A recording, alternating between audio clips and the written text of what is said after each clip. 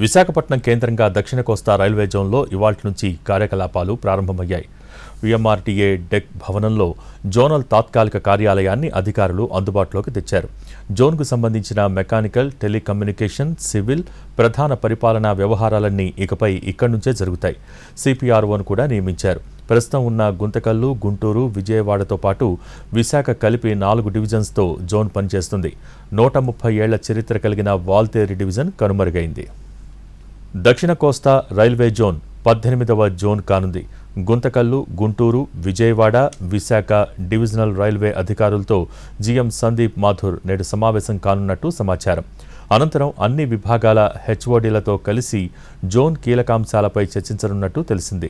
Zone ఏర్పాటుతో ప్రజలు ఆనందం వ్యక్తం చేస్తుండగా తాత్కాలిక జోనల్ కార్యాలయంలో కార్యక్రమం నిర్వహించకపోవడంపై విమర్శలొస్తున్నాయి.